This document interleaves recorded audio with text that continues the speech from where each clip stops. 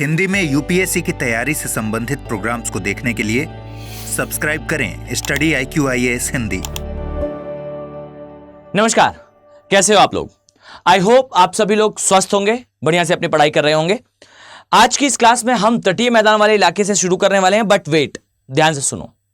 देखो, पहली चीज तो ये बच्चों कि हम बहुत डिटेल में अभी तक पढ़ते हुए आए थे प्रायद्वीपीय भारत के अलग अलग एरियाज के बारे में, पेनिनसुलर इंडिया के अलग अलग एरियाज के बारे में, ठीक है। अब यहां ध्यान से देखो, इसमें कुछ सेक्शंस हैं, जैसे सदर्न हिल कॉम्प्लेक्स, दक्षिण भारत की पहाड़ियां। इसमें जो है अनाईमुडी की पहाड़ी, पालनी की पहाड़ी और इलायची की पहाड़ी आती है। यह हमने नहीं देखा है। साथ ही मैंने आपको जो है कुछ पहाड़ियों के बारे में काठियावाड़ के एरिया में बताया था, कुछ पहाड़ियों के बारे में मैंने आपको दक्कन के पठार पर बताया था। उन पहाड़ियों का जिक्र अभी तक हमने नहीं करा है। अब यहां ध्यान से सुनो, ये सारी पहाड़ियां जब मैं आपको तटीय मैदान बता रहा हूं उस समय पर मैं इसमें इंक्लूड करूंगा। अब आपके दिमाग में प्रश्न आएगा कि यहां क्यों नहीं, क्यों हम अलग टॉपिक में इसे देख रहे हैं? उसका कारण है, मेक इट श्योर कि यह रिस्पेक्टिवली पूछा जाता है, कंपैरिजन में पूछा जाता है। आपसे पूछ लिया जाएगा कि कलसूबाई की जो पहाड़ी आपने देखी वो हरिश्चंद्र की पहाड़ी के उत्तर में आती है, दक्षिण में आती है। आपसे पूछ लिया जाएगा कि कच्छ रण के एरिया में जो क्षेत्र है, मान लीजिए मांडवी बीच है, ये आता है, अभी हम कुछ समय में चर्चा करेंगे इसके बारे में। ये बीच, इसके नीचे आने वाली बारदा की पहाड़ियां, ये कौन सा पूर्व में है, कौन सा पश्चिम में है? बारदा की पहाड़ी या गिरनार की पहाड़ी या गिर की पहाड़ी या मांडव की पहाड़ी, ये चार पहाड़ियां मेनली जो है वो काठियावाड़ के एरिया में आती हैं। इसका कंपैरिजन पूछ लिया जाएगा मांडवी बीच के साथ। ये होता है minute things. This is called approach for UPSC. अब इस टाइप की जो माइन्यूट चीजें हैं ना, उसको उसी के स्थान पर ही समझाया जा सकता है। अब बाई चांस मैं आपको काठियावाड़ पढ़ाते हुए चार पहाड़ियां बता दूं कि भाई मांडव की पहाड़ी, गिरनार की पहाड़ी, गिर की पहाड़ी और एक बारदा की पहाड़ी, ये यहां पर आता है। अब दूसरी चीज के बारे में अभी तक आपको बैकग्राउंड से पता नहीं है कि कच्छ रण के एरिया में कौन कौन से जो प्लेसेस हैं इंपॉर्टेंट है, कहां पर कोरल ब्लीचिंग हो चुकी है, कहां पर कच्छ में थोड़ी मात्रा में जो है वो मैंग्रोव का भी विस्तार है। ये प्लेसेस कहां है, इनका एनालिसिस क्या है और ये कैसे दूसरे क्षेत्र से इनका कंपैरिजन होता है। अब ये सारी चीजें जब तक नहीं पता है, इस चीज को जान लेने से कोई खास हमें यू कैन से के क्वेश्चंस में असिस्टेंस नहीं मिलने वाला। सो फॉर दैट पर्पसेस हमें थोड़ा सा इसे रोकना पड़ेगा। और अभी जो हम अगला टॉपिक स्टार्ट करेंगे, विच इज क्या, तटीय मैदान, उसमें मैं ऐसा कंपैरिजन आपको बताऊंगा। मुझे चार पहाड़ी बताने में, उसे लोकेट करने में लेस देन 10 सेकंड्स का समय लगेगा। मैं बहुत आसानी से आपको बता सकता हूं कि भाई ये देखो, ये हमारा जो है वो प्रायद्वीपीय भारत वाला हिस्सा है। यहां पर आपको कुछ इस तरीके से जो है ये कुछ पहाड़ियां दिखती हैं। ये पहाड़ी जो है वो अनाईमुडी की पहाड़ी है, इस तरीके से यहां देखिएगा, इस तरीके से अनाईमुडी की पहाड़ियां हैं। ये पालनी की पहाड़ी है और यहाँ पर जो है वो इलायची की पहाड़ियाँ हैं। ये कुछ पहाड़ियाँ हैं, ये इसकी मार्किंग है। अनाईमुडी की सबसे ऊंची चोटी, अनाईमुडी सबसे ऊंची चोटी है अन्नामलाई हिल्स की, जो प्रायद्वीपीय भारत की सबसे ऊंची चोटी है। ये लीजिए, मैं अगर शॉर्ट में अगर आपको बताना चाहूँ तो इस तरीके से आप इसे कर सकते हो दैट ये पोर्शन, ये अन्नामलाई है, अन्नामलाई की पहाड़ियाँ। ये पोर्शन कहलाता है पालनी की पहाड़ियाँ, पालनी हिल्स। और ये जो है ये कहलाता है इलायची की पहाड़ियां या कार्डमम हिल्स, कार्डमम हिल्स। अब ये पहाड़ियां हैं और इसी में हम जो है वो कंपैरिजन कर लें कि ये पहाड़ी अकेले तमिलनाडु में आती है, ये तमिलनाडु में आएगी।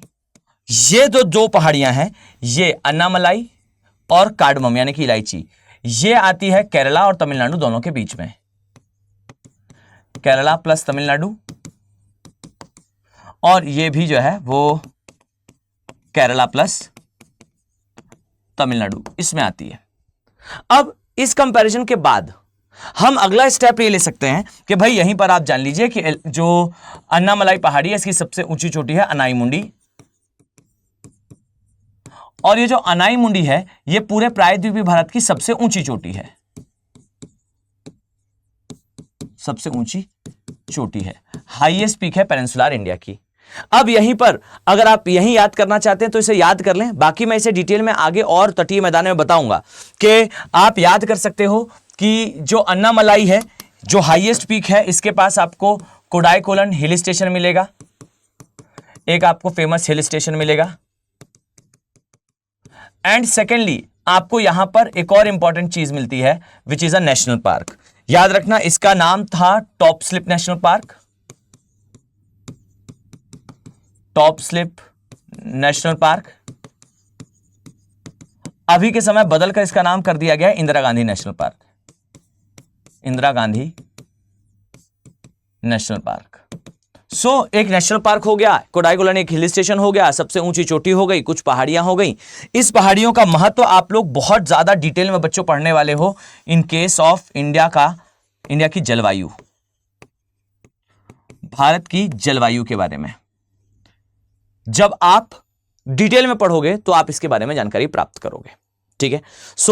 पालनी की पहाड़ी, कार्डमम की पहाड़ी और अनामलाई की पहाड़ियां जो है वो मिलकर एक वाइटल रोल प्ले करती हैं, एक बहुत इंपॉर्टेंट रोल प्ले करती हैं भारत की जलवायु में। जलवायु एक्चुअल नहीं है, वो है वर्षा, और वो भी कहां पर, वो भी तमिलनाडु पर, ठीक। मैं आपको बहुत डिटेल में समझाऊंगा कि कैसे सिर्फ इन पहाड़ियों की लोकेशन के कारण प्रायद्वीपीय भारत के राज्यों के बीच में एक जो है वो डिबेट, एक जो है वो यू कैन से एक रेस स्टार्ट हो चुकी है। ओके, अब वो क्या रेस है, अगर आप लोग चाहें तो मैं अभी भी उसे 10 मिनट में कंक्लूड कर सकता हूं, बट बाकी आगे हमें इसके बारे में डिटेल में पढ़ना है। शॉर्ट में अगर मैं आपको बताऊं तो याद रखिएगा कि तमिलनाडु जो है लगातार शुगर केन का प्रोडक्शन बढ़ा रहा है। शुगर केन का मतलब है गन्ने का प्रोडक्शन। 5 मिनट के अंदर इसे समझो, आने वाले समय में मेंस पॉइंट ऑफ व्यू से ये एकदम इंपॉर्टेंट हॉट टॉपिक होने वाला है। देखिए हो क्या रहा है कि तमिलनाडु में साल में ज्यादातर समय वर्षा हो पाती है, खासकर उसके तटीय क्षेत्र में।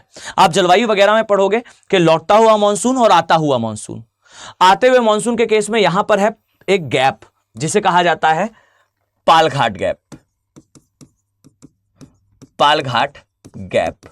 अब होता क्या है, पालघाट गैप से जो है वो मानसून की पवनें इस प्रकार से निकलती हैं और तमिलनाडु के एरिया, बेंगलोर के एरिया में बारिश करा देती हैं।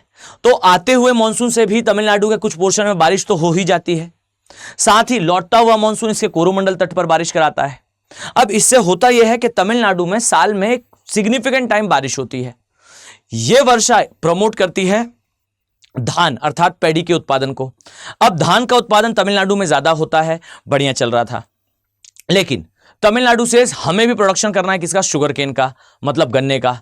अब गन्ने का जो मेजर मिल्स हैं वो है उत्तर प्रदेश में, और उत्तर प्रदेश के आसपास के इलाके बड़े स्तर पर गन्ने का उत्पादन करते हैं। शुगर केन मिल्स जो है वो मतलब गन्ने की जो मिल हैं वो जो है उत्तर प्रदेश में स्थापित हैं, लेकिन इनके साथ एक समस्या है, साल भर गन्ने का उत्पादन यूपी या आसपास के क्षेत्र में होता नहीं है। इसलिए ये शुगर मिल्स जो है साल में 6 महीने बंद रहती हैं और 6 महीने ये काम करती हैं।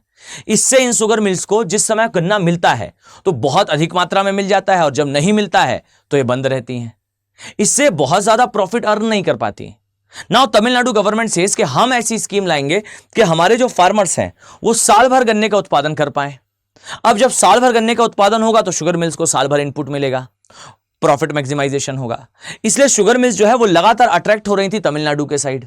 तमिलनाडु गवर्नमेंट ने इसके लिए जो है सब्सिडीज देना और ये सब देना भी स्टार्ट कर दिया। अब तमिलनाडु गवर्नमेंट जब लगातार सब्सिडीज देगी और प्रमोट करेगी शुगर मिल्स के ओनर्स को कि वो तमिलनाडु आकर अपने शुगर मिल्स लगाएं, तो इससे नुकसान किसका होगा, इससे नुकसान होगा यूपी का। नाउ यूपी गवर्नमेंट इसको रोकने के लिए लगातार फिर गन्ने के प्रोडक्शन को बढ़ाने के लिए और शुगर मिल्स के जो मालिक हैं उन्हें जो है वो प्रिविलेज देने के लिए जो है वो ट्राई करेंगी। इससे दो राज्यों के बीच में, यूपी और तमिलनाडु के बीच में एक टसल स्टार्ट हो जाएगी, जहां तमिलनाडु लगातार जो है वो प्रयास करेगा कि शुगर मिल्स जो है ज्यादा से ज्यादा तमिलनाडु में स्थापित हों, और कहीं ना कहीं यूपी इस बात के लिए ट्राई करेगा कि उसके पास शुगर मिल्स रुकें और ज्यादा से ज्यादा उसके राज्य में जो है शुगर केन का प्रोडक्शन हो। अब ये जो रेस है ये स्टार्ट हो जाती है। यहां रिमार्केबल ये है कि गवर्नमेंट ऑफ इंडिया जो है हर बार चाहेगी कि जो रिसोर्सेस हैं वो बेस्ट यूटिलाइज हो। अगर हम ये चाहते हैं कि भारत की एक बड़ी जनसंख्या जो है वो कृषि से हटे, वो उद्योग वगैरह करे। द ब्रूटल रियलिटी इज कि भारत की सबसे बड़ी समस्या यह है कि भारत की जो 80% आबादी है, चलिए थोड़ा डेटा स्पेसिफिक हो जाए तो रफली अराउंड 70% जो आबादी है वो एग्रीकल्चरल प्रैक्टिसेस में या तो डायरेक्टली इन्वॉल्व है, नहीं तो इनडायरेक्टली। अब भारत की 70% जनसंख्या अगर एग्रीकल्चर में, डेटा स्पेसिफिक नहीं है, आप इकोनॉमिक्स में से पढ़ते हो, मैं पहले बता दूं, नहीं तो आप कमेंट सेक्शन पे जो है वो शुरू हो जाओ कि नहीं सर डेटा में तो 63 लिखा था या 64 लिखा था। मैं ब्रॉडर सेंस में डेटा की बात कर रहा हूं कि रफली अराउंड 70% आबादी जो है डायरेक्टली नहीं तो इनडायरेक्टली भाई कोई व्यक्ति जो है खेती हर एरिया में अगर मशीनरी का कोई काम कर रहा है और वो मशीनरी जो एग्रीकल्चर के सेक्टर में ही यूज होती है और वो अनऑर्गेनाइज्ड मैनर में है, तो हम कह सकते हैं इनडायरेक्टली उसकी जो आजीविका है वो कहीं ना कहीं कृषिगत गतिविधियों से लिप्त है। सो मेक इट श्योर कि डायरेक्टली इनडायरेक्टली हमारी 70% जो आबादी है आज भी वो कृषिगत गतिविधियों पर निर्भर है, और कृषि का हमारे जीडीपी में योगदान जो है वो रफली अराउंड 15% के आसपास है। अब आप सोच कर देखो कि देश की सबसे बड़ी विडंबना क्या है, what is the major contradiction with the nation, कि भारत में जितना पैसा है, मान लीजिए भारत एक घर है, उस घर में अगर 100 रुपए कमाए जाते हैं तो 100 में से 15 रुपए उस घर के जो है वो 70% मेंबर मिलकर कमाते हैं, और उस घर का जो आय है उसका 85% जो पार्ट है वो किसे मिलता है, केवल और केवल 30% लोगों को। सो द रियलिटी इज कि भारत के अंदर समस्या यह नहीं है कि भारत गरीब है। मेरी लाइन हमेशा याद रखना, India is not a poor nation. Bharat गरीब देश नहीं है। India is rich but Indians are poor. Bharat अमीर देश है, भारतीय गरीब है, क्योंकि भारतीयों की संख्या ज्यादा है। तो धन का जब डिस्ट्रीब्यूशन करा जाता है, वेल्थ का जब डिस्ट्रीब्यूशन करा जाता है, तो डिस्ट्रीब्यूशन इवन नहीं होता। कारण सिंपल सा है कि भारत में जो 70% आबादी है, रफली अराउंड 70% आबादी है, वो जीडीपी में अपना कंट्रीब्यूशन केवल 15% देती है। अर्थात जीडीपी में जो पैसा है उसका 15% इन्हें मिलता है, और जो बचा हुआ 30% हमारी पॉपुलेशन है वो हमारी जीडीपी का 85% ओन करती है। इसका मतलब है कि देश में जो पैसा है वो 80% पैसा, 85% पैसा 30% लोगों के पास जाता है, और 15% पैसा 70% लोगों के पास जाता है। इसका मतलब एक बड़ा सेक्शन है विच इज गरीब, और एक बड़ा सेक्शन है विच इज अल्ट्रा अमीर। ठीक, ये रिच है। अब इस बात को समझना कि इस चीज को अगर आपको मेंटेन करना है तो इसका एकमात्र साधन है, द ओनली थिंग इज कि आप इधर से जनसंख्या को निकालो और कहो कि इस तरफ कंट्रीब्यूट करें। सो द थिंग इज, जो लोग एग्रीकल्चरल एक्टिविटी में इन्वॉल्व हैं, ध्यान से समझिएगा, those who are involve in agricultural activities they have to switch, and इधर आने की जरूरत है। या तो आप किसी उद्योग में आइए, यानी कि आप द्वितीयक सेक्टर में आइए, या तृतीयक सेक्टर में, या तो आप उद्योग में लिप्त हो, या तो आप सेवा क्षेत्र में आओ। अब अगर आप सेवा क्षेत्र की बात करोगे तो यहां पर फिर आपकी कहानी जो है वो दूसरे दिशा में बढ़ना स्टार्ट होगी। अब इधर के लोगों को इधर लाने के लिए उन्हें अपॉर्चुनिटी देना जरूरी है, घर के सामने उद्योग लगना जरूरी है, जिससे वो पर्सन अपने घर में जो कृषिगत कार्य कर रहा है उसे क्विट करे और सामने वाले में जाए। तो आपके लिए मेजर रिक्वायरमेंट यह है कि जहां पर एग्रीकल्चरल एक्टिविटी पहले से ही ज्यादा हो रही है और जनसंख्या का घनत्व जहां ज्यादा है वहां ज्यादा से ज्यादा उद्योग हों, और जब ज्यादा से ज्यादा उद्योग होंगे तो वहां के लोग उस कार्य को छोड़कर उद्योगों में धीरे धीरे करके लिप्त होंगे। सो ये नेशन के इंटरेस्ट की बात है कि यूपी के आसपास के एरिया में या यूपी में इंडस्ट्रियलाइजेशन तेजी से बढ़े, उद्योग बढ़े, जिससे ये आबादी यहां से निकलकर इसमें आ सके, जिससे वेल्थ का डिस्ट्रीब्यूशन इवन हो।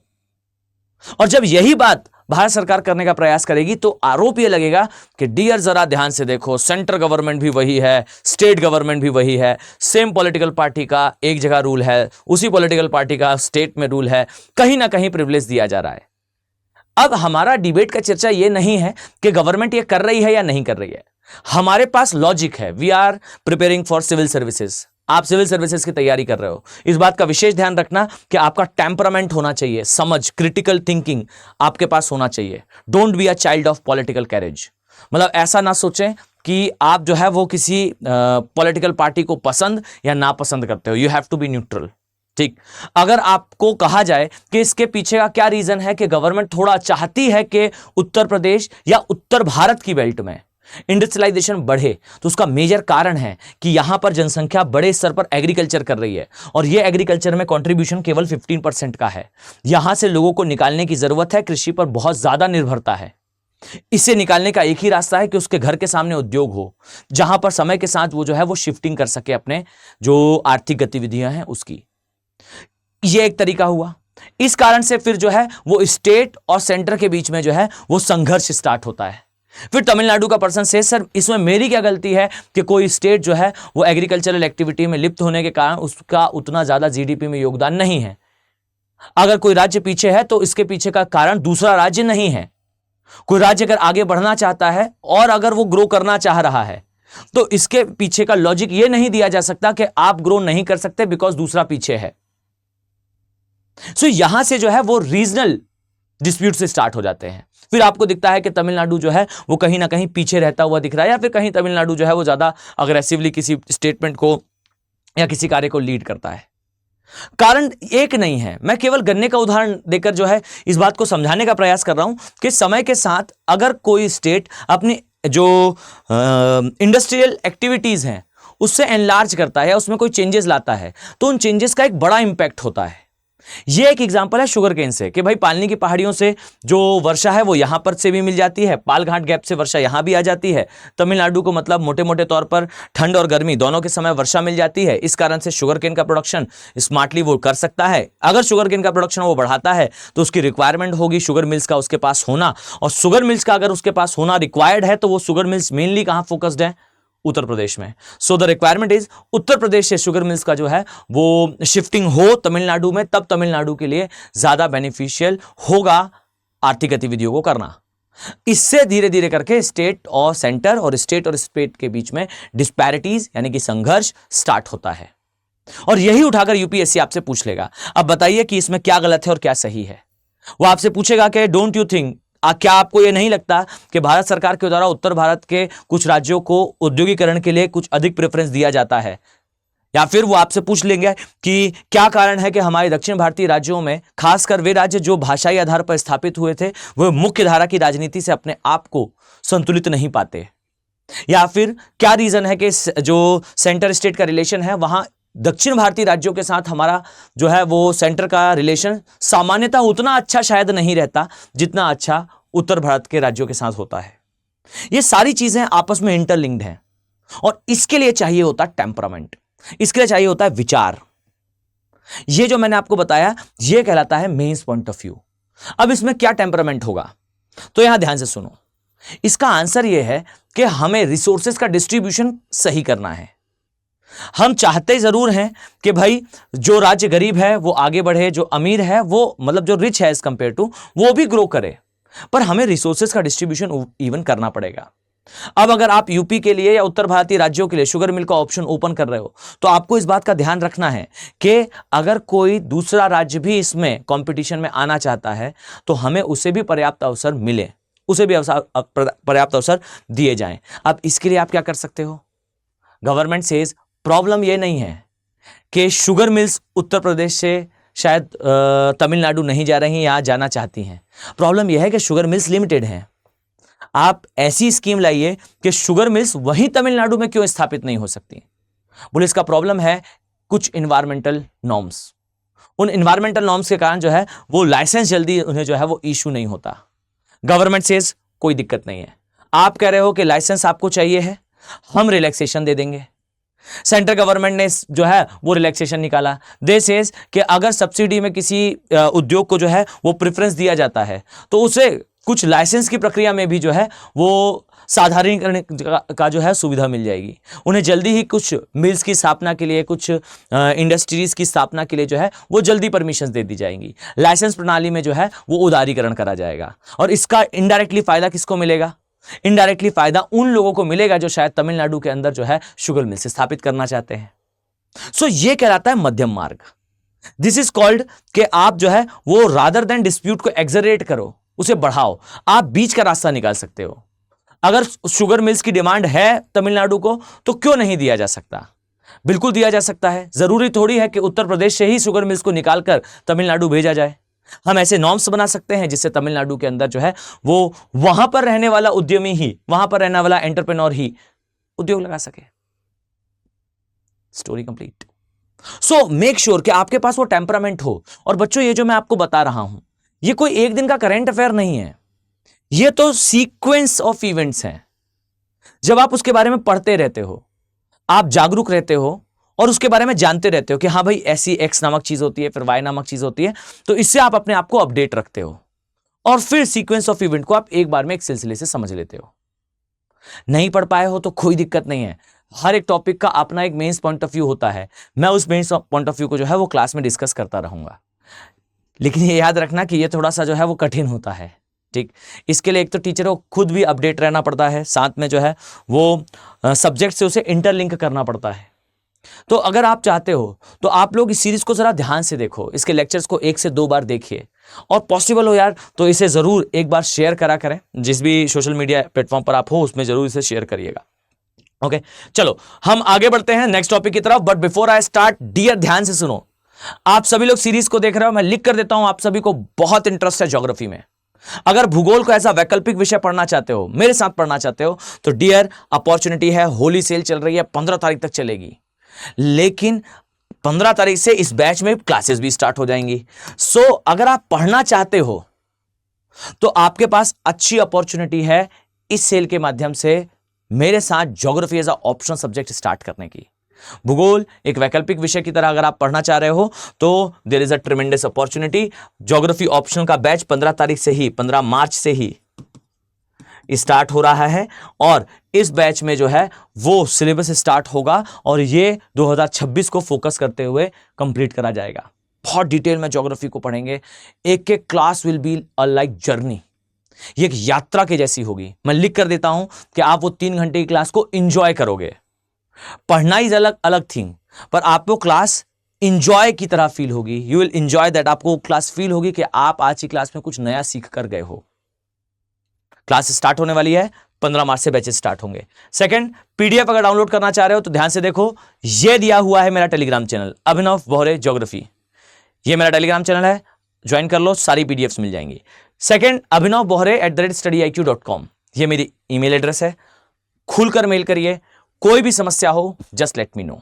आप मेरे साथ शेयर कर सकते हो, कोई प्रॉब्लम हो, आपको जानना चाहते हो, कुछ पूछना चाहते हो, तो please feel free to ask any kind of thing. किसी भी चीज को पूछने के लिए फ्री फील करिएगा, ठीक है। चलिए, साथ में अगर आपको आना है हमारे साथ हमारे संपूर्ण बैचेस में, संपूर्ण बैच का मतलब जानते हैं, एक ऐसा बैच जो प्री से लेकर आपकी मेंस तक की तैयारी कराएगा। वेलकम, आपके लिए बैच ओपन है, आप आ सकते हो, तैयारी को फुल फ्लेज मैनर में कर सकते हो, ठीक है। चलो, now I can start now with another topic. हमारा एक छोटा सा पालनी की पहाड़ी वाला हिस्सा बचा हुआ था, उसका मेंस पॉइंट ऑफ व्यू मैंने आपसे डिस्कस कर लिया। अब आइए जरा चर्चा करते हैं हमारे तटीय मैदान के बारे में। फाइन, सो हमारा जो नेक्स्ट टॉपिक है इज भारत का तटीय मैदान, इसे इंग्लिश में कहते हैं coastal plain of India, coastal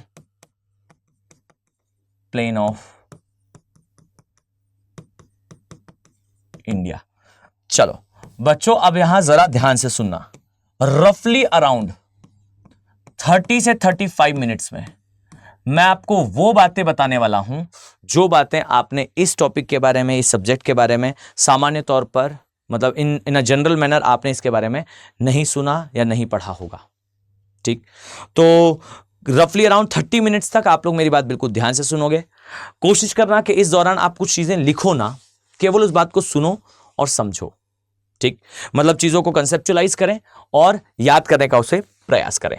देखिए, सबसे पहली बात तो दिस इज कॉल्ड हमारा प्रायद्वीपीय भारत, यह है हमारा पेनिनसुलर इंडिया। जरा ध्यान से देखिए, तो इस पोर्शन में आपको इस तरीके से दिखाई देगा हमारा पूर्वी तटीय मैदान, माफ कीजिएगा, ये तो पश्चिमी तटीय मैदान है, ये पश्चिमी तटीय मैदान है, और इस तरीके से यहां आपको दिखाई देगा हमारा पूर्वी तटीय मैदान। एक बात नोटिस करने वाली है यार कि आपको जो हमारा पश्चिमी तटीय मैदान है इसकी चौड़ाई कम दिखती है। अभी मेरे डायग्राम तो ज्यादा दिख रही है, लेकिन ऐसे सामान्य तौर पर जरा मैं इसे ठीक कर दूं, अदरवाइज आप बाद में कंफ्यूज होंगे, ठीक। हमारा जो पश्चिमी तटीय मैदान है इसकी जो चौड़ाई है अपेक्षाकृत कम है, ठीक। यहां पर आपको इसकी जो चौड़ाई है ये अपेक्षाकृत कम दिखाई देगी, ये थोड़ा सा पतला है, और इसका कारण जल्दी से मुझे कमेंट सेक्शन पे बताने का प्रयास करिए।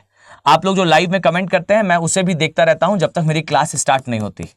तो मेरी क्लास ही स्टार्ट होती है 6 बजे तक, तब तक हमारा वीडियो 60-70% हो चुका होता है, तो मैं उसमें आप लोगों के कमेंट देख रहा होता हूं।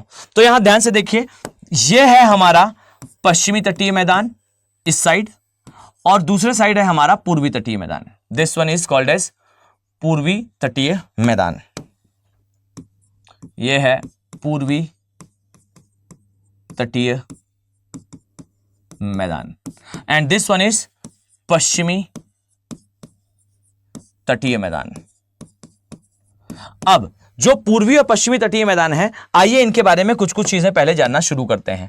सबसे पहली बात तो ये कि मैं मानकर चलता हूं कि आप सभी को अच्छे से पता है कि हमारा जो पूर्वी तटीय मैदान है, इसकी जो चौड़ाई है, ये चौड़ाई ज्यादा है। ठीक, इसकी पहली चीज, कुछ चीजें बेसिक तौर पर जान ले। इसकी जो चौड़ाई है, चौड़ाई ज्यादा है। ठीक, इसका कारण है कि यहां पर जो नदियां हैं ये डेल्टा का निर्माण करती हैं। और डेल्टा का निर्माण क्यों करती हैं? क्योंकि आपको पता है कि प्रायद्वीपीय भारत यानी कि पेनिनसुलर इंडिया का जो स्लोप है, जो ढाल है, ये कुछ इस तरीके से है।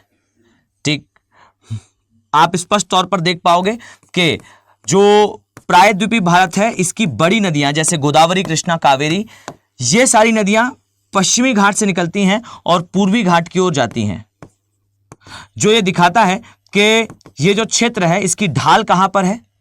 पूर्वी घाट की तरफ है। यही कारण है कि पूर्वी घाट के साइड इसकी चौड़ाई ज्यादा है, नदियां यहां पर डेल्टा का निर्माण करती हैं। सेकेंड थिंग इज कि इस क्षेत्र में डेल्टा के निर्माण के कारण जलोढ़ मृदा का यहां पर निर्माण हुआ है। क्यों? क्योंकि डेल्टा अवसाद से बनता है और अवसाद से ही यह मृदा का निर्माण होता है। थर्डली, ये जो मैदान है, ये मैदान उत्थान तट का उदाहरण है। उत्थान तट क्यों? क्योंकि भाई नदी आएगी, अवसाद लाएगी, अपने तटीय क्षेत्र में जो अवसाद है उसे छोड़ेगी, समय के साथ अवसाद इसके तटीय भाग में जमते जाएंगे और नए तट का निर्माण होता जाएगा। अगर नहीं समझ में आ रहा है तो ये देखो, ये है, मान लीजिए, हमारा प्रायद्वीपीय भारत। ठीक, ये हमारा प्रायद्वीपीय भारत है। इमेजिन करिए कि नदी जो है, जस्ट अ सेकेंड,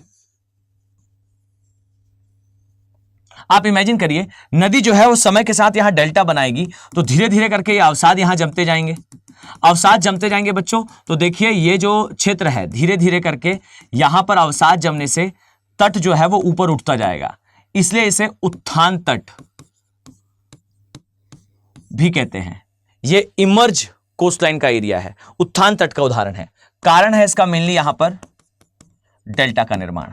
ठीक, अब इसी पॉइंट से एक बात और समझ लो कि भाई जब आप किसी स्थान पर उत्थान तट कहते हो या इमर्ज कोस्टलाइन कहते हो, तो वहां एक प्रॉब्लम क्रिएट होती है। और वो प्रॉब्लम पता है क्या है? वो प्रॉब्लम है यहां पर आपको प्राकृतिक बंदरगाह नहीं दिखेंगे। प्राकृतिक बंदरगाह नहीं दिखेंगे। अब मेरा प्रश्न यह है कि प्राकृतिक बंदरगाह क्यों नहीं दिख रहे? क्या रीजन है कि यहां नेचुरल कोस्ट या फिर नेचुरल पोर्ट नहीं बनता? एक बात बताइए, बंदरगाह होता कहां है? What place is called as a port? कौन सा स्थान पोर्ट की तरह होता है? भाई वहां जहां शिप आसानी से आ सके। अब एक सिंपल सी बात है, अगर आप चाहते हो कि तट के पास तक शिप आए, तो इसके लिए जरूरी है, मान लीजिए ये जो है एक तटीय भाग है। ठीक, यहां पर जो है, यहां ध्यान से देखिएगा, यहां पर जो है वो पानी भरा हुआ है। अब ये शिप है, अब ये शिप जो है ये इस तरीके से पानी के बाहर आपको दिखाई दे रहा है। ठीक, अब ये शिप भाई साहब जब चलने का प्रयास करेंगे, यहां ध्यान से देखिएगा, ये शिप भाई साहब जब चलने का प्रयास करेंगे तो चलते हुए यहां तक आ पाएंगे और इसके बाद इनका जो नीचे का भाग है शिप का, वो जमीन से टकराने लगेगा। अब शिप पास नहीं आ सकता। अर्थात ये रिक्वायरमेंट होती है कि गहरा सागर तट के बिल्कुल पास हो, तो वहां पर प्राकृतिक बंदरगाह आसानी से बन जाएगा। अब यहां देखिए, यहां पर उत्थान तट होने के कारण, इस स्थान पर उत्थान तट होने के कारण जो शिप है वो ज्यादा करीब तक नहीं आ पाता, इसलिए यहां पर प्राकृतिक बंदरगाह बनाना बड़ा कठिन है। जब कभी किसी स्थान पर उत्थान तट बनता है, इमर्ज कोस्टलाइन बनती है, तब के केस में यहां पर प्राकृतिक बंदरगाह नहीं होते, क्योंकि वहां अवसाद जमने के कारण आसपास का जो सागर है वो उथला हो जाता है और वहां पर शिप नहीं आ पाते। और इसी कंपैरिजन से यहां आ जाइए, यहां पर आपको दिखाई देगा कि नदियां डेल्टा नहीं बनाती और साथ ही थ्रस्ट के कारण, अब आपके दिमाग में आएगा थ्रस्ट क्या है, तो मैं आपसे कहूंगा यार ध्यान से सुनना। प्रायद्वीपीय भारत जो इस प्रकार से, अभी सभी लोग ध्यान से सुनिएगा, प्रायद्वीपीय भारत जो इस प्रकार से आपको दिखाई देता है, ठीक, जब यह जाकर आगे टकराया था किससे? यूरेशियन प्लेट से। तो यूरेशियन प्लेट से टकराते समय ना बच्चों, इसका ये वाला जो भाग था, यहां पर जो भाग था, इसका एक पोर्शन जो है वो टूट कर ऐसे नीचे चला गया था। जी हां, हमारे प्रायद्वीपीय भारत का एक हिस्सा था। जब प्रायद्वीपीय भारत ऐसे टकराया तो टकराने के कारण जो थ्रस्ट जन्म लेता है, उसके कारण हमारे पश्चिमी घाट साइड का एक जमीन का जो हिस्सा है वो टूटकर ऐसे नीचे चला गया था। अर्थात यहां से हमारा प्रायद्वीपीय भारत का पश्चिमी साइड जो है वो ब्रेक हुई है। और ब्रेक होने के बाद पता है क्या हुआ है, ये इस तरीके से जो है वो ब्रेक हुई और ब्रेक होने के बाद ये ऐसे नीचे चली गई है। ठीक, अर्थात यहां पर जो तट बन रहा है ये तट है, इसे कहते हैं सबमर्ज कोस्ट लाइन, जलमग्न तट है। ठीक, ये उत्थान तट है, ये जलमग्न तट है। जलमग्न तट में भी ये सबमर्ज कोस्ट लाइन है। ठीक, सबमर्ज मतलब ये अंदर गया है। अब अंदर गया है मतलब यहां पर गहरे सागर आपको जल्दी मिल जाएंगे, तट के पास ही गहरा सागर मिल जाएगा। इसलिए यहां पर बंदरगाह का निर्माण या प्राकृतिक बंदरगाह की उपस्थिति ये ज्यादा आपको दिखाई देगी। तो हमेशा याद रखो कि प्राकृतिक बंदरगाह वहां बनते हैं जहां पर जो तट है वो कैसा हो, सबमर्ज हो, और जहां पर इमर्ज होगा वहां पर इसकी संभावना कम रहेगी। तो हमेशा याद रखना यह कंसेप्ट हर बार वर्क करता है क्योंकि यही एकमात्र कंसेप्ट है। तो याद रखें कि यह उत्थान तट का उदाहरण है। अरे अरे भाई, यह उत्थान तट का उदाहरण है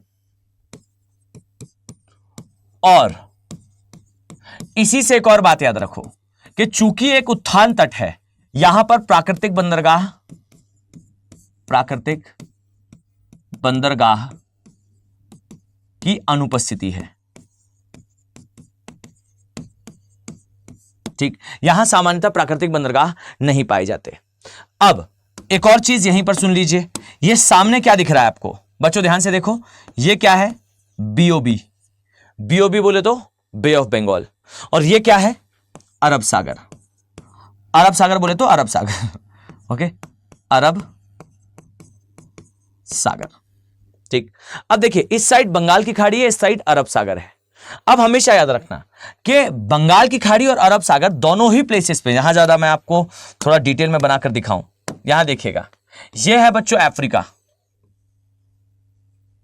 ठीक, यह अरब का प्रायद्वीप है, यह हमारा प्रायद्वीपीय भारत है, साउथ ईस्ट एशिया है, ये चाइना का एरिया है, ये कोरिया का प्रायद्वीप है। ठीक, अब यहां ध्यान से देखना, बाकी के हिस्से की हमें जरूरत नहीं है तो हम इसे जरा शेड आउट कर लेते हैं। देखो ये है हिंद महासागर। ठीक, इसे कहते हैं इंडियन ओशन, ये है इंडियन ओशन।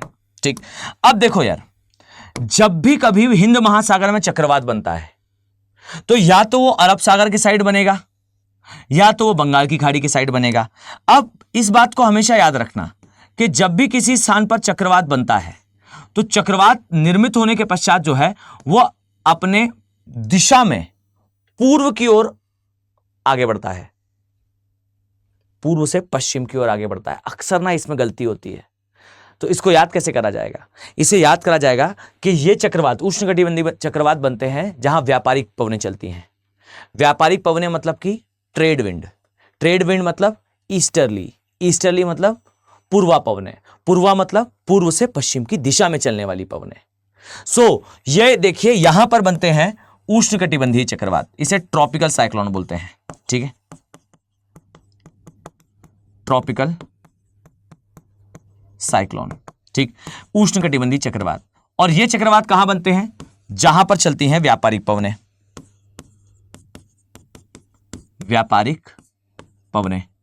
और व्यापारिक पवनें जहां चलती हैं हमेशा याद रखो कि ये व्यापारिक पवनें पूर्व से पश्चिम की दिशा में चलती हैं, पूर्व से पश्चिम की दिशा में चलती हैं। और जब भी कोई पवन पूर्व से पश्चिम की दिशा में चलेगी तो ये जो है वो चक्रवात को भी इसी दिशा में लेकर जाएगी। और अब देखिए जरा, यहां पर एक चक्रवात बना, चक्रवात बनने के बाद वो इस दिशा में जा रहा है, मतलब वो किसे हिट करेगा, हमारे पूर्वी घाट को हिट करेगा। तो हमारा जो पूर्वी घाट है वो किससे प्रभावित होगा, चक्रवात से। और वहीं अरब सागर में बनने वाला चक्रवात है ये इससे दूर जाएगा और दूर जाकर ये किसे हिट करेगा, गल्फ कंट्रीज को। तो हमारा जो पश्चिमी घाट है वो सेफ रहेगा। तो हमेशा याद रखिए कि ये जो आपको दिखाई दे रहा है दैट अरब सागर और बंगाल की खाड़ी, इनमें से बंगाल की खाड़ी में बनने वाले चक्रवात ज्यादा हिट करते हैं किसे? हमारे पूर्वी घाट को। तो इसलिए आप लोग को यहां पर याद रखना है दैट हमारा जो पूर्वी तटीय मैदान है यह ज्यादा प्रभावित है किससे? ज्यादा प्रभावित होता है चक्रवातों से। ठीक है, चक्रवातों से ज्यादा प्रभावित है। ठीक, अब जरा यहां से मैं दूसरा वॉर डोर ओपन करने वाला हूं। क्या है ये? तो यहां ध्यान से सुनना। अगर ना आपको समझ में आ गया ये बात, तो आप ना जिस स्थान पर बैठे हैं आप हल्का हल्का मुस्कुराना स्टार्ट कर देंगे। क्यों? तो आप ये समझ जाओगे कि कितनी ब्यूटीफुल होती है नेचर, कितनी शक्तिशाली और कितनी वैज्ञानिक होती है नेचर। प्रकृति सभी चीजों को बहुत ज्यादा चेक कर कर क्रिएट करती है। जिस प्रकृति ने यह बनाया कि बंगाल की खाड़ी में जन्म लेने वाला चक्रवात हमारे पूर्वी घाट में प्रलयकारी प्रभाव देगा, कैटास्ट्रॉफिक इफेक्ट देगा, उसी नेचर ने इस स्थान को इन चक्रवातों से बनाने के लिए, इन चक्रवातों से एक्चुअली बचाने के लिए यहां एक मैकेनिज्म एस्टैब्लिश करा था। दिक्कत पता है क्या है बच्चों? दिक्कत यह है कि फिर हम आए और हमने उस प्रकृति का ही विनाश कर दिया। यही रीजन है कि वो चीजें जो हमें इन चक्रवातों से, इन प्रलयकारी चक्रवातों से बचा सकती थी, वो चीजें बचाने के लिए उस जमीन में जिंदा ही नहीं रही। मैं बात कर रहा हूं मैंग्रोव्स की। कैसे आता है अब यहां ध्यान से देखिए। ओके, जरा मैं कंपैरिजन, जो चीजें मैंने यहां लिखी हैं वो चीजें मैं यहां इस पश्चिमी घाट के बारे में भी लिख दूं। जैसे यहां ध्यान से देखिएगा, पश्चिमी घाट इसकी चौड़ाई कम है। ठीक, इसकी जो चौड़ाई है यह अपेक्षाकृत कम है। कारण यहां पर नदियां जो है वो डेल्टा का निर्माण नहीं करती, और डेल्टा का निर्माण नहीं करती इसलिए यहां जो मृदा का प्रकार है, मृदा का प्रकार है ये अलग है। और कौन सा है? तो अभी से कुछ समय पहले ही मैंने आपको बताया था कि जो हवा है भारत में, खासकर वो हवा जो भारत में मानसून लाती है, दक्षिण पश्चिम की दिशा से प्रवेश करती है। फाइन, अभी से कुछ समय के लिए रुक जाइएगा, मैं बहुत डिटेल में आपको समझाऊंगा कि भारत में जो मानसून है ये दक्षिण पश्चिम की दिशा से प्रवेश करता है। कोरियोलिस बल के प्रभाव में जो मानसून है वो दक्षिण पश्चिम की दिशा से आता है, और ये जो दक्षिण पश्चिम की दिशा है जहां से ये प्रवेश करता है उस स्थान पर ये सबसे ज्यादा वर्षा कॉज करता है।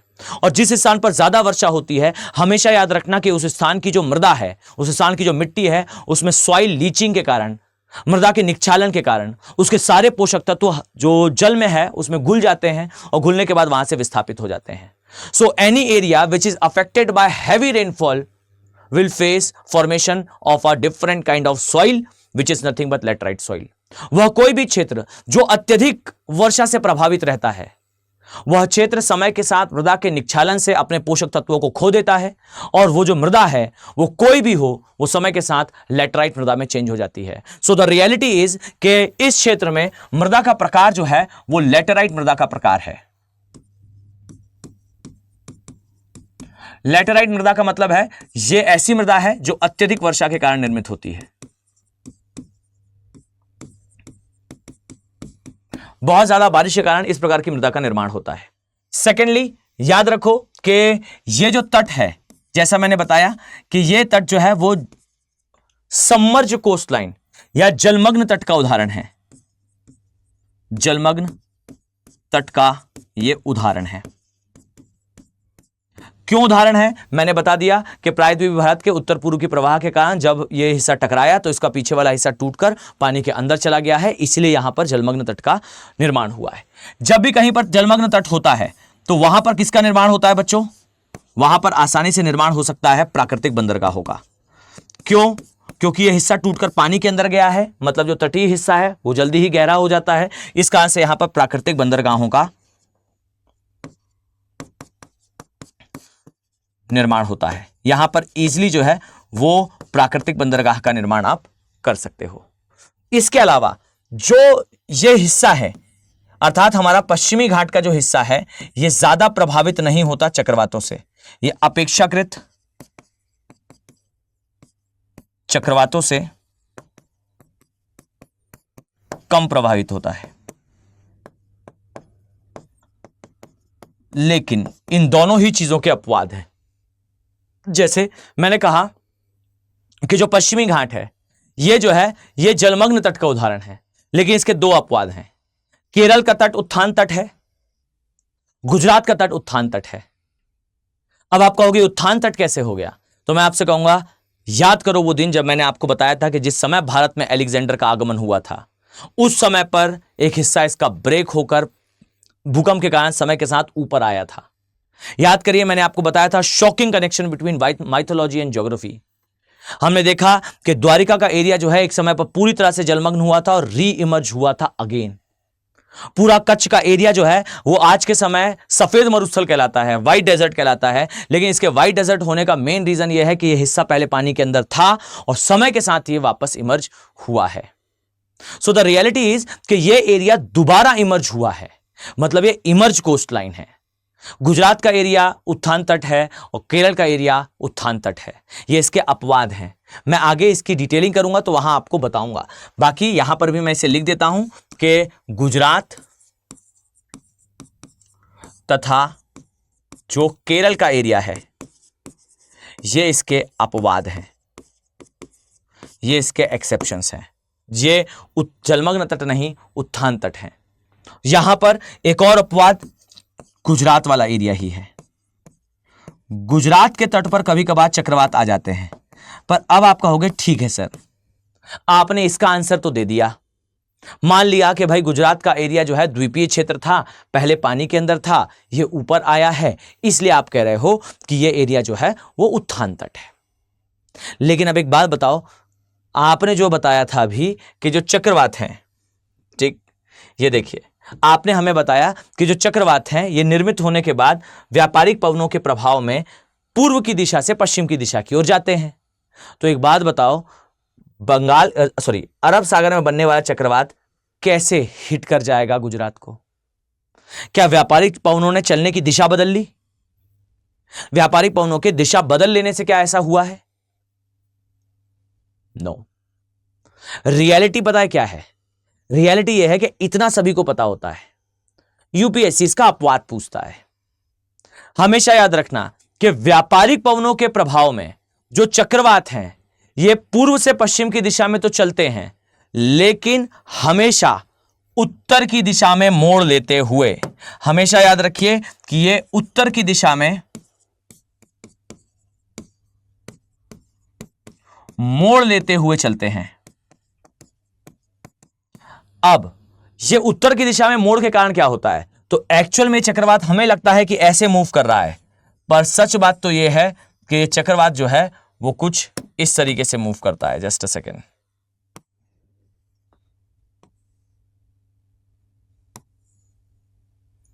ये जो चक्रवात है ये इस तरीके से मूव करता है। मान लीजिए कोई चक्रवात यहां बना है, तो ये चक्रवात बनने के बाद जरा अब यहां ध्यान से देखिएगा, ये कैसे मूव करेगा? हमें लग रहा है ऐसे, बट ये ऐसे नहीं मूव करता, ये थोड़ा सा ऐसे मूव करता है। सो द रियलिटी इज के बंगाल की खाड़ी के निचले भाग में बने चक्रवात कई बार उत्तर की ओर मोड़ लेते हुए, बंगाल की खाड़ी का चक्रवात उत्तर की ओर मोड़ लेते हुए ये गुजरात में हिट करता है। तो याद रखना बच्चों कि हमारे पश्चिमी घाट में कभी चक्रवात नहीं आते, लेकिन ये चक्रवात जो बंगाल की खाड़ी में बनते हैं कई बार पूर्व की दिशा में चलते समय, बंगाल की खाड़ी के निचले भाग में यानी दक्षिणी भाग में जो बनते हैं, ये कई बार मोड़ लेते हुए ये हमारे पश्चिमी घाट के गुजरात वाले हिस्से को टच कर जाते हैं। क्रूशल चीज है, इंपॉर्टेंट चीज है, याद रखना क्या कि हमारे पश्चिमी घाट में कभी चक्रवात नहीं आता। अगर कभी देख लो कि आ गया है, इसका मतलब है कि वो बंगाल की खाड़ी के दक्षिणी भाग में बना होगा और उत्तर की ओर मोड़ लेते हुए बेचारा चल रहा था और चलते हुए जो है वो यहां आ गया। पॉइंट क्लियर है? ठीक से इस बात को अपने दिमाग में कंसेप्चुलाइज कर लेना, याद कर लेना, दिमाग में बैठा लेना, डायग्राम साथ में प्लॉट कर लेना। पीडीएफ है आपके पास, सारी क्लासेस की पीडीएफ विद इन 24 आवर्स वहां अपलोड हो जाती हैं और वहां से जो है इसे इजीली डाउनलोड कर पाओगे। तो हमारे जो तटीय मैदान है उसका जो ये वाला सेक्शन है ये जनरल इंट्रोडक्शन कहलाता है। अब मैं इसके बारे में कुछ और भी चीजें बताता हूं। आधे घंटे तक मेरी बात बिल्कुल ध्यान से सुनते रहिएगा। ठीक, मैं यहां पर इसकी वृक्ष से लेकर, वनस्पति से लेकर, एंडेमिक प्रजाति से लेकर सारे जीवों तक सब बताऊंगा आपको। ठीक, सिर्फ इतना कनेक्शन कि इस स्थान की ढाल किस ओर है, देखिए मैं आपको इसकी ढाल से कौन कौन से पॉइंट समझाता हूं। ठीक, डन, शुरू करें। देखो, अब यहां सभी लोग ध्यान से देखना, जो प्रायद्वीपीय भारत है यह इस तरीके से आपको दिखाई पड़ता है। ठीक, इस तरीके से दिखाई देता है। प्रायद्वीपीय भारत की ढाल किस ओर दिख रही है आपको? पूर्व की ओर। और चूंकि इसकी ढाल पूर्व की ओर है, आइए जरा ध्यान से देखते हैं, चूंकि इसकी ढाल जो है यह किस ओर है? पूर्व की ओर है, तो नदियां पूर्व की दिशा में डेल्टा बनाएंगी। ठीक, देखिए यहां मैं लिखता जा रहा हूं, जो नदियां हैं ये क्या करेंगी? नदियां पूर्वी दिशा में डेल्टा का निर्माण करेंगी। ठीक, अब जहां पर डेल्टा का निर्माण होगा डियर, वहां पर अवसाद ज्यादा होंगे। ठीक, अब यहां जरा ध्यान से सुनो, पहले मैं आपको समझा देता हूं फिर मैं बोर्ड पर नोट डाउन करूंगा। ध्यान से सुनना, अगर मैंने आपसे कहा कि नदी जो है वो पूर्व की दिशा में जाएगी, तो पूर्व की दिशा में वो डेल्टा बनाएगी। डेल्टा बनता है कब? जब नदी के अंदर अवसाद हो। तो अवसाद यानी कि sediment which is brought by reverse, ये उसे छोड़ेगी सागर के अंदर। जैसे ये सागर के अंदर छोड़ेगी तो सागर का पानी कैसा हो जाएगा? मटमैला। और जो तटीय भाग है वो कैसा हो जाएगा? वो हो जाएगा दलदलीय। इसलिए आपको सारे पूर्वी तटीय मैदान के एरिया में नदियों के डेल्टा के निर्माण के कारण दलदली भूमि, आर्द्र भूमि दिखाई देती है। भारत की सबसे बड़ी और साउथ ईस्ट एशिया की सबसे बड़ी लगून झील चिल्का यहां दिखेगी। दूसरी सबसे बड़ी झील पुलिकट यहीं दिखेगी। साथ में यहां पर आपको डेल्टाई झीलें जैसे कोल्लेरू लेक यहीं दिखेगी। ये सारी जो है दलदली भूमि है। डन, इसका मतलब है सागर का पानी मटमैला, सागर का तट दलदलीय। अब इस स्थान पर सामान्य रूप से जो जीव हैं वो निवास करेंगे जो कि सरीसृप होंगे। जो वनस्पति होगी, आप एक बात पाओगे कि यहां सामान्य वनस्पति नहीं ग्रो हो सकती। क्यों नहीं हो सकती? क्योंकि जो स्थान दलदल होता है वहां चीजें सड़ रही होती हैं, और सड़ने के कारण वहां पर कार्बन डाइऑक्साइड का स्तर ज्यादा होता है, और इतनी ज्यादा कार्बन डाइऑक्साइड का स्तर होने पर जो सामान्य वनस्पतियां हैं वो दलदली भाग में ग्रो नहीं हो पाती। इसलिए यहां विशिष्ट प्रकार की वनस्पति ग्रो होगी। और कौन से विशिष्ट प्रकार की वनस्पति होगी? वो होगी मैंग्रोव। तो याद रखो कि जितने भी पूर्वी तटीय क्षेत्र हैं, यहां आपको पानी का रंग, सागर के पानी का रंग मटमैला दिखता है, जो तटीय भाग है यह दलदली दिखता है, और इस दलदली भूमि में एक विशेष प्रकार की वनस्पति उगती है, और इस वनस्पति का नाम है मैंग्रोव वनस्पति।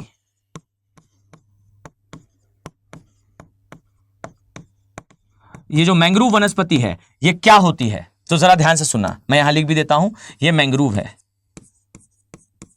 मैंग्रोव वनस्पति है। और याद रखो मैंग्रोव वनस्पति क्या होती है? तो ये होती है ब्रीदिंग रूट प्रणाली। ब्रीदिंग रूट प्रणाली का मतलब क्या है? देखो मैं आपको कितनी रूट प्रणाली बता चुका हूं, कितने प्रकार की जो है रूट सिस्टम बता चुका हूं। एक बटरिस रूट सिस्टम बताया, एक ट्रंकेटेड रूट सिस्टम बताया, और अब जो बता रहा हूं यह है ब्रीदिंग रूट सिस्टम। इसमें होता क्या है कि यह एक स्थान है जहां पर पानी भरा हुआ है, दलदली प्रदेश है, यह दलदली भाग है।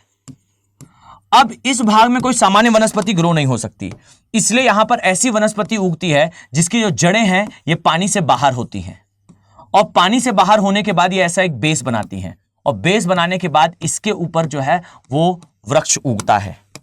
सो ये जो वृक्ष है ये कैसे उगा है? ये वृक्ष उगा है अपनी जड़ों के आधार पर, और ये जड़ें जो है वो पानी से ऐसे बाहर निकली होती हैं। ये जड़ें स्वयं सांस लेती हैं और पेड़ को एक आधार प्रदान करती हैं जिससे पेड़ जो है वो दलदली भूमि से ऊपर उग सके। मेक इट श्योर, अगर आप चाहो तो मैं आपको इसका एक सामान्य दर्शन कराता हूं, ध्यान से देखिएगा। मैंग्रोव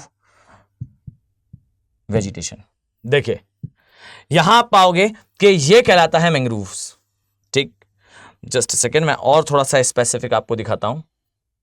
ये देखिए, ये कहलाते हैं मैंग्रोव्स।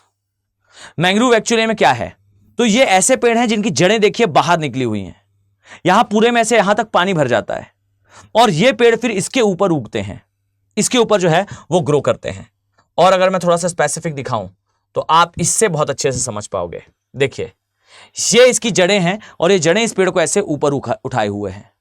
ये अत्यधिक सघन जड़ें होती हैं और ये जो है ये एक दलदली भूमि में उगती है। Now you can see how beautiful the nature is. वो स्थान जहां पर चक्रवातों का सबसे तीव्र प्रघात होता है, वो तटीय भाग जो सबसे ज्यादा प्रभावित होता है चक्रवातों से, डियर शॉकिंगली आपको वहां वो वनस्पति का आवरण दिखता है जो अत्यधिक सघन होती है। इनकी विशेषता है कि इनकी जड़ें जो है वो गुत्थी नुमा होती हैं, एक दूसरे को पकड़े हुए होती हैं, एक दूसरे को जकड़े हुए होती हैं। और ये जो जड़ें हैं, ये जो वृक्ष हैं, ये पूरे तटीय मैदान में यहां पर सघन रूप से उपस्थित हैं। और रियलिटी तो यह है कि चक्रवात के आने पर सबसे ज्यादा जो खतरा पानी के चढ़ने, तीव्र लहरों और तीव्र वेग से चलने वाली पवनों का होता है। ये मैंग्रोव्स इसके लिए एक नेचुरल क्लाइमेटिक बैरियर्स हैं, नेचुरल वेजिटेशन बैरियर्स हैं। जब इससे तीव्र वेग से तरंगे या लहरें टकराती हैं या हवाएं टकराती हैं तो ये उनकी तीव्रता को 90% तक कम कर देता है। आप सोचकर देखिए, जिस प्रकृति ने यहां पर चक्रवात बनाया और उस चक्रवात को एक प्रकृति दी कि आप जाकर जो है वो तट से टकराएंगे, उसी प्रकृति ने होने वाले महाविनाश को रोकने के लिए इस क्षेत्र में मैंग्रोव नामक वनस्पति का निर्माण करा। और ये जो वनस्पति है ये इस क्षेत्र में एक सघन आवरण के रूप में उपस्थित थी, क्योंकि यह स्थान एक दलदली भूमि था और दलदली भूमि में मैंग्रोव सामान्य रूप से उगता है। और याद रखो कि हम आए और हमने सारे मैंग्रोव काटने के बाद वहां दलदल साफ करा और सी फेसिंग फ्लैट बनाए। फिर चक्रवात आया, सी फेसिंग फ्लैट भी ले गया और आपको भी ले गया। उदाहरण, आप कोई भी चक्रवात ले लीजिए। लास्ट टाइम पे चक्रवात हिट करा, सुपर साइक्लोन, अगर मैं नाम गलत नहीं हूं तो शायद यही चक्रवात था जिसने जो है वो हिट करा उड़ीसा को। नाम मुझे ध्यान नहीं है, पर एक चक्रवात आया था आज से 3 वर्ष पहले, उसने हिट करा उड़ीसा को और उड़ीसा में किसी की मृत्यु नहीं हुई, क्योंकि उड़ीसा वो राज्य रहा जिसने अपने मैंग्रोव का संरक्षण करा।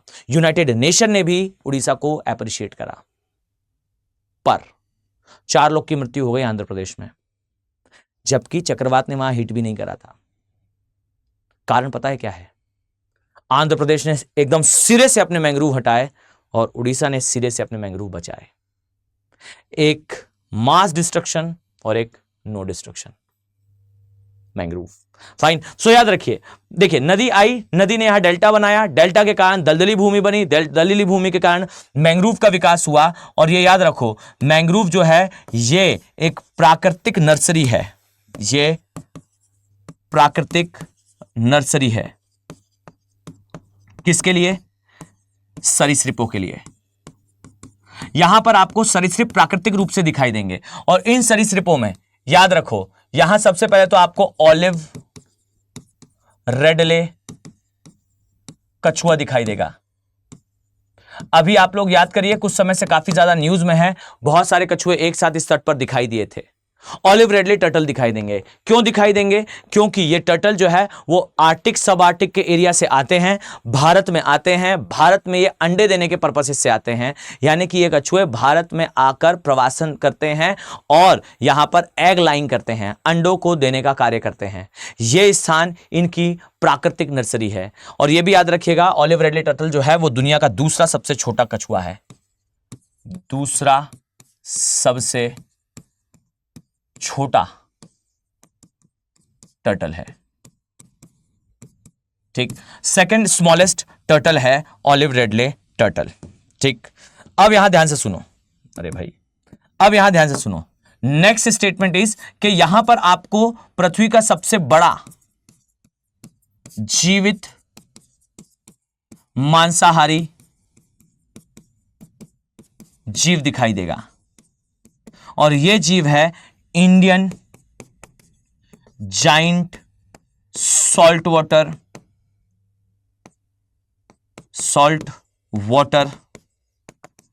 Crocodile. Just a second, is water crocodile, CROCODILE crocodile, अर्थात भारतीय खारे पानी का महामगरमच्छ।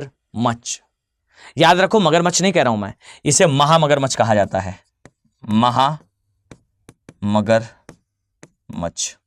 ठीक, यह आपको यहां दिखाई देता है और मैंने कहा था कि जब भी मैं आपको पढ़ाऊंगा ज्योग्राफी और एनवायरनमेंट कलेक्टिवली बताऊंगा। अब यहां ध्यान से देखो, यहां जो सरीसृप है, ठीक, ये जो है वो 3 प्रकार के होते हैं। ठीक, एक होता है जिसे कहते हैं खारे पानी का महामगरमच्छ, खारे पानी का महामगरमच्छ। एक है जिसे कहते हैं झीलों में रहने वाला एक वर्ड कॉल मगरमच्छ या मगर, मगर या सामान्य रूप से मगरमच्छ कह दिया जाता है, MUGGAR। ये मगर है, ये क्रोकोडाइल है, CROCODILE, ये क्रोकोडाइल है। और एक है घड़ियाल, फाइन, एक कहलाता है विच इज कॉल्ड एज घड़ियाल, फाइन। अब यहां ध्यान से सुनो, ये जो खारे पानी का महामगरमच्छ है, ये दलदली भूमि में या फिर सागरों के सागरीय तटीय क्षेत्र में ये रहता है। ये जो है वो झीलों में रहता है, और ये जो है ये नदी में रहता है। ठीक, ये पहले भारत की हर नदी के अंदर था, आज के समय सिर्फ रामगंगा चंबल नदी के अंदर है। थोड़ा सा चंबल नदी, थोड़ा सा रामगंगा केन नदी के, थोड़ा सा मेनली जो है वो चंबल नदी, केन थोड़ा बहुत, और रामगंगा नदी। यहां घड़ियाल है, मगर ये झीलों में मिल रहा है। और जो खारे पानी का महामगरमच्छ है, ये हमारे पूरे तटीय मैदान, लेकिन पूर्वी तटीय मैदान में ये निवास करता है। मैं आपको स्पेसिफिकली बताने वाला हूं कि वो कौन सा जिला है, केंद्रापारा डिस्ट्रिक्ट, उड़ीसा, जहां पर आपको तीनों बड़े सरीसृप एक साथ मिलेंगे। और ये याद रखना कि ये जो है ये दुनिया का सबसे बड़ा जीवित मांसाहारी जीव है। इसकी लंबाई इवन 25 फीट तक नोट करी गई है। और इन घड़ियालों की एक विशेषता होती है कि इनकी लंबाई जीवन पर्यंत बढ़ती रहती है। और जो हमें 25 फीट का मिला था, वो जो था वो युवावस्था में था, वो और बढ़ता, पर उसका शिकार कर लिया गया। ठीक, सो मेक इट श्योर कि यहां आपको ऑलिव रेडलेट टर्टल, यहां सरीसृप आपको दिखाई देंगे, और ये सरीसृप बड़ी मात्रा में यहां पर आपको देखने को मिलते हैं। ठीक, तो क्या हुआ, देखिए यहां पर डेल्टा बनने के कारण वनस्पति अलग हो गई, जीव अलग हो गए। साथ ही यहां पर जो डेल्टाई क्षेत्र है वो जो सूख जाता है, वहां पर उष्णकटिबंधीय पर्णपाती वनों का निर्माण होता है। और बच्चों आप लोग याद करिए, मैंने आपको बहुत डिटेल में यह बात समझाई थी कि जब भी किसी स्थान पर पर्णपाती वनों का निर्माण होगा, any area which is related with the deciduous forest, मैंने डिटेल में आपको समझाया था कि जहां पर पर्णपाती वन है, वहां आप लिख कर ले लीजिए कि उस स्थान पर आपको जो है वनस्पतियों में विशेष प्रकार का अनुकूलन मिलेगा। एक पर्णपाती वन के वृक्ष को बहुत अच्छे से पता है कि यहां पर गर्मी पड़ने पर वो अपने सारे पत्तियों का त्याग कर देगा, और पत्तों का त्याग करने पर सूखे हुए पत्ते जमीन पर पड़े होंगे, जिसे खाने के लिए वहां पर दीमक आएगी, यानी कि कीट पतंगे आएंगे। और जो कीट पतंगे वहां पर उस सूखे हुए पत्ते को खाने के लिए आए हैं, वो बहुत आसानी से एक वृक्ष को नुकसान भी पहुंचा सकते हैं। सो द रियलिटी इज कि जो कीट पतंगे वहां उन पत्तों को खाएंगे, वो कीट पतंगे डेफिनेटली उस पेड़ को भी नुकसान पहुंचाएंगे। तो पेड़ अपने आप को बचाने के लिए कुछ विशेष प्रकार का अनुकूलन करता है, और वो अपने अंदर कुछ विशेष प्रकार के तेलों का निर्माण करता है, ऑयल का निर्माण करता है।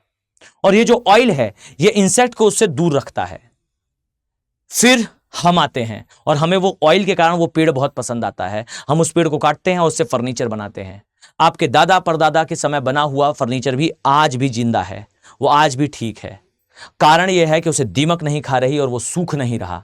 लकड़ी सूख जाने पर नष्ट हो जाती है, पर ये लकड़ी जो सागौन की होती है या शीशम की होती है या चंदन की होती है, वो लकड़ी खराब नहीं होती, क्योंकि वो एक पर्णपाती वन की लकड़ी है। उस लकड़ी के अंदर अपना एक विशेष प्रकार का तेल है, और वो तेल उस लकड़ी ने इसलिए बनाया था ताकि कीट पतंगे उससे दूर रहें, क्योंकि जिस पर्यावरण में वो रहती थी वहां पर कीट पतंगे गर्मी के मौसम में आकर वो जो पत्तियां वहां पड़ी हुई थी उन्हें डाइजेस्ट करते थे। लेकिन फिर हम आए, हमें वो तेल पसंद आया, हमने वो लकड़ी काटी और फर्नीचर बनाए। इसलिए कहते हैं कि पर्णपाती वन जो है वो आर्थिक रूप से अत्यधिक महत्वपूर्ण होते हैं। और इसी से याद रखना कि यहां पर जो पर्णपाती वन पाए जाते हैं, इसमें आपको पुष्पा मिलता है। बोले तो क्या? आपको यहां पर रेड सैंडल्सवुड मिलता है।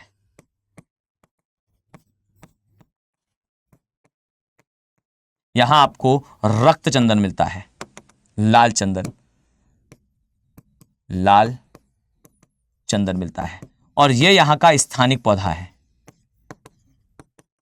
स्थानिक यहां की प्रजाति है। स्थानिक का मतलब क्या है? एंडेमिक। एंडेमिक का मतलब क्या है? जो यहीं मिले और कहीं ना मिले। This is called as endemic species. ये यहां का एंडेमिक पौधा है, एंडेमिक वृक्ष है। क्यों एंडेमिक वृक्ष है? क्योंकि यह केवल और केवल यहीं पाया जाता है, इसके अलावा और कहीं नहीं पाया जाता। इसी कारण इसको यहां से काटा जाता है और देश विदेश में इसकी स्मगलिंग होती है और इसी को गवर्नमेंट रोकना भी चाहती है। तो याद रखिएगा कि यहां आपको जो है वो चंदन, वो भी रक्त चंदन या लाल चंदन देखने को मिलता है। और दुनिया में कहीं भी नहीं है लाल चंदन, सिर्फ यहीं पूर्वी घाट में मिलता है। वो आपने वनों का नाम शेषाचलम वन जो है वो बहुत बार सुना होगा मूवीज वगैरह में। अभी रिसेंटली जो मूवीज आई थी उसमें काफी ज्यादा दिखाया भी गया था। ठीक, तो ये हुआ किसके बारे में? पूर्वी घाट के बारे में। अब देखो इसका एग्जैक्टली अपोजिट क्या होता है। अपोजिट ये है कि चूंकि नदियां पश्चिमी घाट में डेल्टा नहीं बनाती। अब मुझे एक बात बताओ, आप सभी कहां घूमने जाना चाहते हो? टेल मी, आप लोग कहां किस जगह के लिए कहते हो कि दिस क्षेत्र इज ऑन? जल्दी से मुझे बताइएगा कि कौन सा क्षेत्र आप लोग कहते हो कि हमें यहां पर जरूर घूमने जाना है। अक्सर एक जो मेल्स हैं उन्हें पार्टी वगैरह करने के लिए इस क्षेत्र में जाने की बड़ी उत्सुकता होती है। टेल मी, जल्दी से बताओ कमेंट सेक्शन पे। ये पश्चिमी घाट में आता है बच्चों, मैं हिंट कर देता हूं, पश्चिमी घाट। याद आ रहा है कुछ? A place called Goa. हर एक जो है पुरुष जरूर अपनी लाइफ में, क्योंकि वहां पर जो है वो पार्टी वगैरह बहुत होती है और इस सब के लिए काफी ज्यादा फेमस है। सो आपको एक यंगस्टर जो है अक्सर बोलता दिखेगा कि हमें गोवा वगैरह जाना है, वहां पार्टी वगैरह होती है, बीचेस वगैरह होते हैं, वो देखने जाना है। अब यहां जरा ध्यान से सुनिए, वाई गोवा इज इंपॉर्टेंट। क्यों गोवा इंपॉर्टेंट है? क्योंकि गोवा पश्चिमी घाट में आता है। रियलिटी पता है क्या है? रियलिटी यह है कि यहां पर नदियां डेल्टा नहीं बनाती। ठीक, नदी डेल्टा नहीं बनाती तो ये जो सागर इसके सामने आपको दिखाई देता है, ये सागर कैसा होगा? एकदम ब्लूइश कलर का होगा, क्योंकि उसमें पानी नहीं है, उसमें अवसाद नहीं है, माफ कीजिएगा। अब पूर्वी घाट में आप जाओगे तो पूर्वी घाट में अवसाद के कारण सागर, जो तट के किनारे का सागर है वो मटमैला दिखता है। यहां पर सागर बिल्कुल स्पष्ट नीला दिखाई देगा, नीला कलर का जो है वो सागर है। सूर्य से आने वाली जो सनलाइट है, यहां ध्यान से देखना, ये मान लीजिए एक स्थान है, ये मान लीजिए एक स्थान है, सब लोग ध्यान से देखना, ये एक स्थान है। ठीक, इस स्थान में यहां पानी भरा है, तो सूर्य से आने वाला जो प्रकाश है ना बच्चों, ये जो सागर है ना बच्चों, ये 200 फीट की गहराई, 200 मीटर की गहराई तक यहां होता है फुटिक जोन। फुटिक जोन का मतलब है वो स्थान जहां पर सूर्य का प्रकाश पहुंच पा रहा है। यहां पर है सनलाइट, मतलब सूर्य से आने वाला प्रकाश 200 मीटर की गहराई तक अंदर प्रवेश करता है। कब प्रवेश करेगा? जब यह अवसाद मुक्त हो, और अवसाद मुक्त होगा, अवसाद मुक्त होगा तो सूर्य का प्रकाश अंदर तक जाएगा, अंदर तक जाएगा तो वहां पर जो है वो प्रवाल ग्रो होंगे, तो यहां पर आपको प्रवाल देखने को मिलेंगे। तो पश्चिमी घाट में मैंग्रोव ना होकर क्या है? प्रवाल है। और प्रवाल के बारे में आपने या तो पढ़ा होगा और नहीं पढ़ा तो मैं आगे आपको पढ़ाऊंगा बहुत डिटेल में कि क्या होते हैं प्रवाल। प्रवाल बेसिकली एक बाह्य कंकाल के जीव हैं जो कुछ इस तरीके से दिखाई पड़ते हैं, पॉलिप जैसा इनका स्ट्रक्चर होता है और इनके निकले होते हैं टेंटिकल्स। ठीक, इस तरीके से इनके निकले होते हैं टेंटिकल्स, और ये जो टेंटिकल्स होते हैं इसमें एक जीव होता है, इनके साथ सहजीविता में ये उपस्थित होते हैं। इस जीव को कहते हैं जूजेंथली, और जो जूजेंथली है ये करता है प्रकाश संश्लेषण। फाइन, इसका नाम है जूजेंथली और ये करता है प्रकाश संश्लेषण। और ये जो प्रकाश संश्लेषण करता है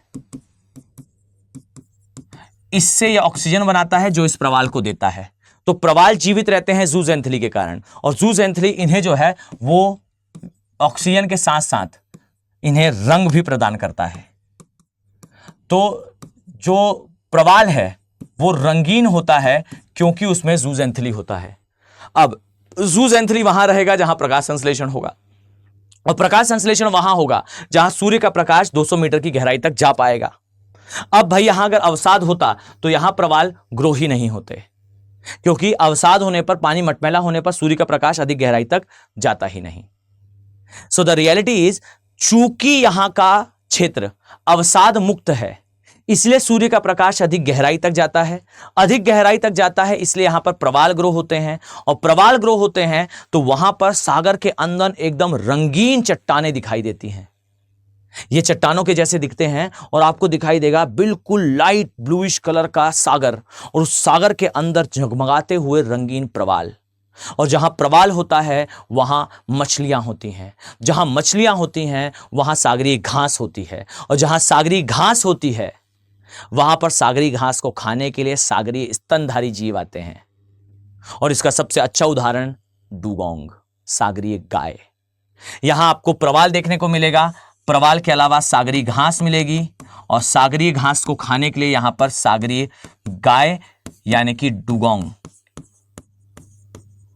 डुगोंग आपको देखने को मिलेगी। और ये डुगोंग है, ये सागरीय वनस्पति के कारण आती है, और सागरीय जो वनस्पति है ये यहां पर प्रवाल के कारण ग्रो होती है।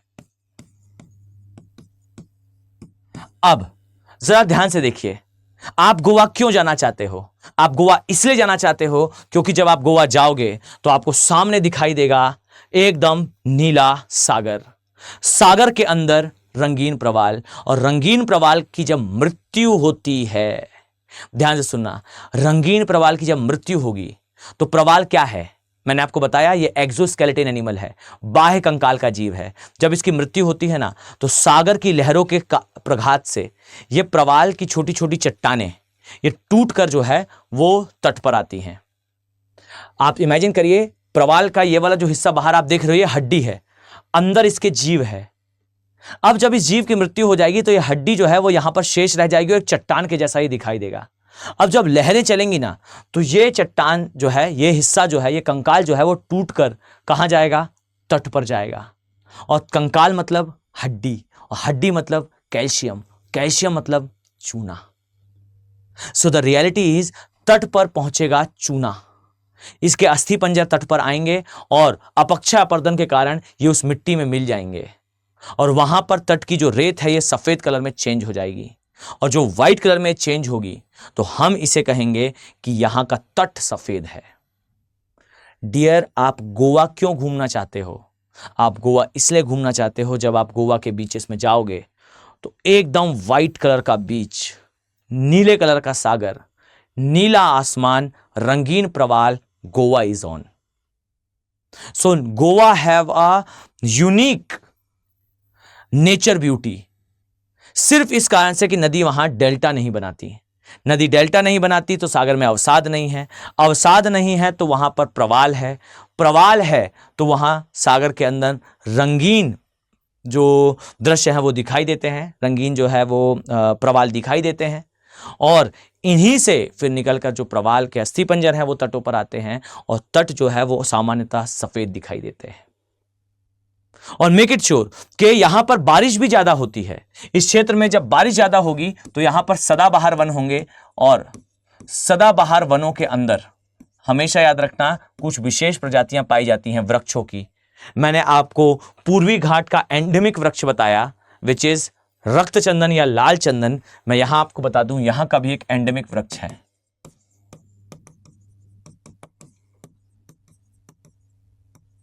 प्लांट है, और इसका नाम है वाइल्ड